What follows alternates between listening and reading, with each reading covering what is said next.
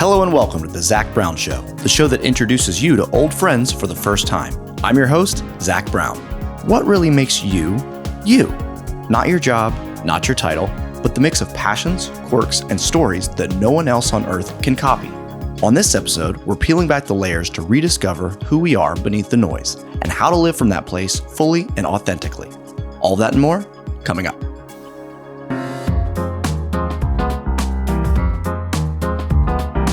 Hey listener, if you've been enjoying the show and want to be a bigger part of what we're building here, I'd love to invite you to join the Patreon. It's a great way to support the podcast, and in return, you get access to some fun stuff like behind-the-scenes updates, bonus content, and even some one-of-a-kind swag like stickers, buttons, and a members-only t-shirt. It helps keep the lights on around here, the conversations flowing, and making this thing something special. So if you're in, come grab your spot. From the balcony to the VIP lounge, each tier brings you deeper into the world of the show. Just head to patreon.com/The Zach Brown Show. I'll see you on the inside. Hi, you having a great time? Looking for the perfect place to unwind after a long day? Welcome to the Brass Mallard, your neighborhood escape for great food, craft brews, and unforgettable vibes. At the Brass Mallard, we're all about the unexpected. No sports on the TV, just great conversation, delicious food, and an atmosphere that feels like home. From barbecue chicken and perfectly grilled steaks to our famous house-made rosemary bread, every bite is packed with flavor. Oh, and did we mention? We serve schnapps. Why? Honestly, we're not sure, but it's here, it's tasty, and we're all about it. Located at the corner of Laverne and Grady, we're right where your good times begin. Gather your friends, pull up a chair, and hear stories you've definitely heard before. The Brass Mallard, where flavor takes flight. If you're like me, you probably wear clothes every day. You wake up and wonder, what am I going to wear today? Same old boring shirt as yesterday?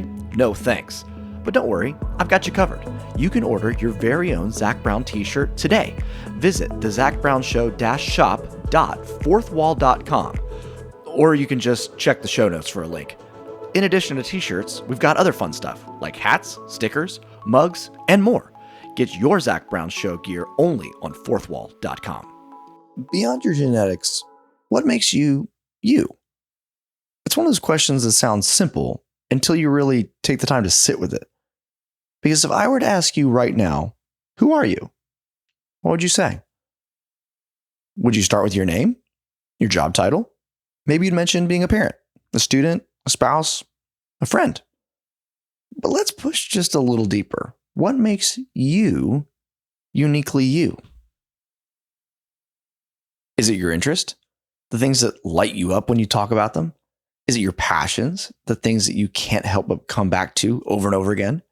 Is it your skills and talents?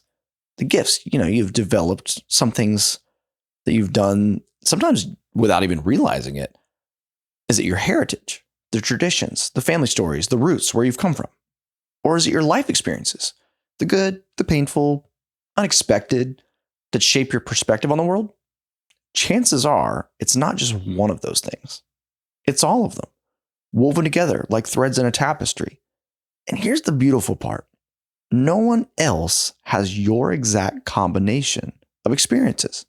Someone else may share your career, may share your hobbies, but no one else on the planet has lived your story the way you have. For me, I've noticed that people often try to sum me up with labels. I mean, I'm not alone in this, but it's just something that I've noticed.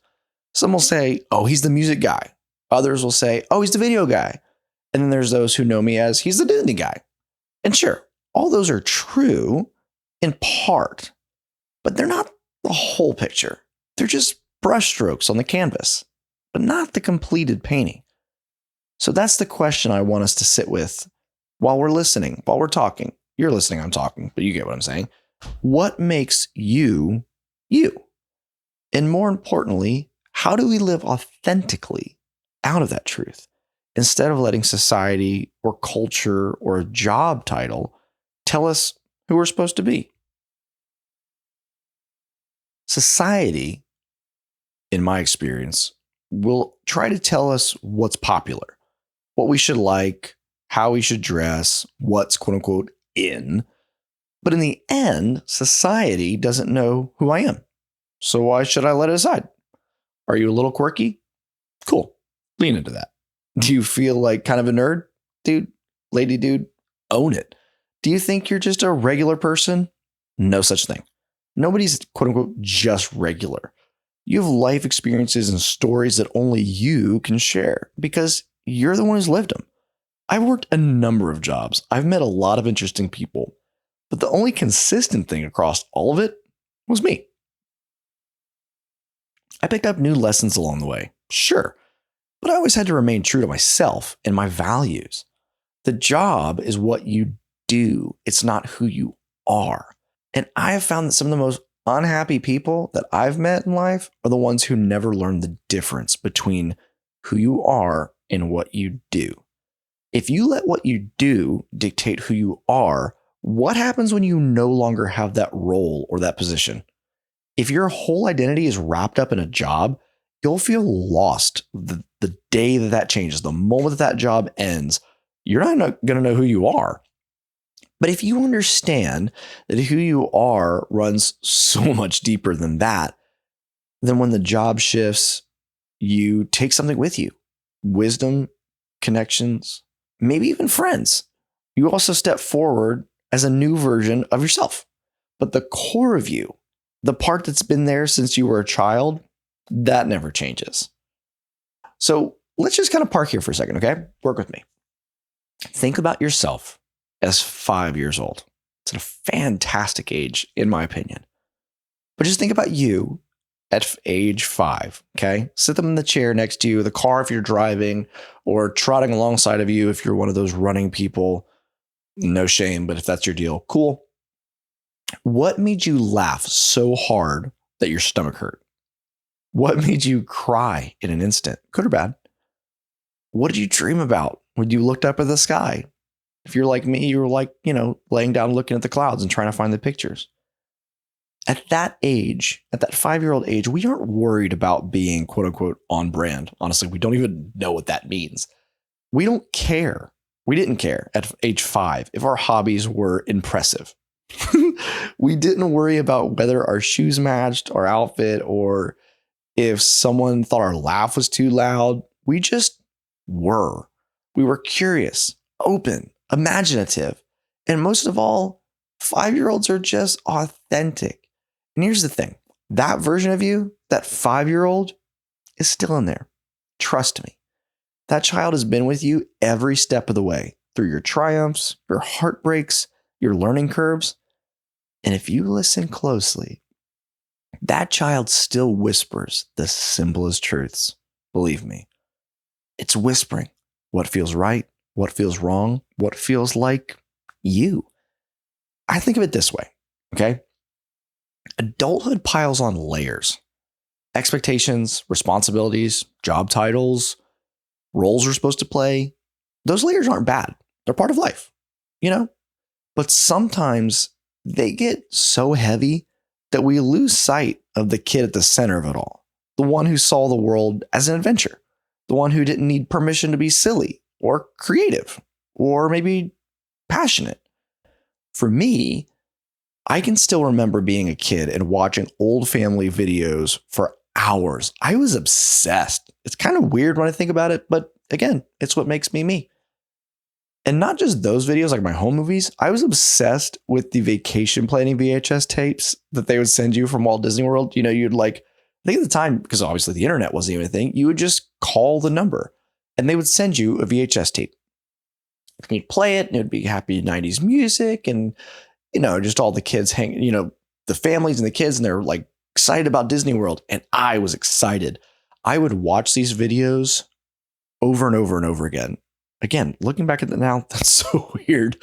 I would rewind these over and over, and it was like I was studying them, Something about the combination of storytelling, the music, just the magic of Disney, it captured that 5-year-old me. Now, fast forward years later, and I found myself working for a company that produced videos focused on the Disney parks and the resorts. And I'll be honest, my inner 5-year-old wouldn't have believed it. That little kid who used to sit cross-legged in front of our clunky TV set in Pensacola, Florida, memorizing every line of those tapes, would have never imagined that one day my quote unquote office for the day would be the Magic Kingdom. I mean, give me a break. That, my friends, is the power of staying connected to the childlike spark. And it has a way of coming full circle. I promise you. Now, if you're like me, you grew up watching Mr. Rogers' Neighborhood on PBS. Fred Rogers was one of those like greatest humans that ever existed, in my opinion. There's like Jesus, Mr. Rogers, Steve Irwin, Bob Ross, and LeVar Burton. I'm sure I'm missing someone, but I'm gonna that's like my Mount Rushmore of just like incredible human beings.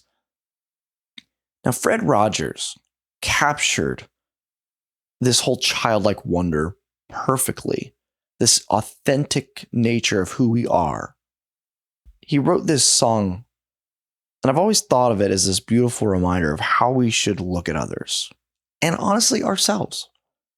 Now, before I share the lyrics, I want you to pause for a moment and picture your 5-year-old self, the little you, the one who wore mismatched clothes, carried around your favorite toy, maybe as a blanket, or had that laugh only your family would recognize. Hold that picture in your mind. 5-year-old you. You with me? Cool. I want you to listen to these words that Mr. Rogers wrote a long time ago and still ring so true today. It's you I like. It's not the things you wear. It's not the way you do your hair, but it's you I like. The way you are right now, the way down deep inside you, not the things that hide you, not your toys, they're just beside you. But it's you I like.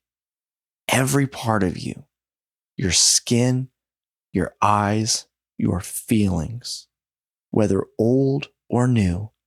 I hope that you'll remember, even when you're feeling blue, that it's you I like. It's you yourself. It's you. It's you I like. That's not just a children's song.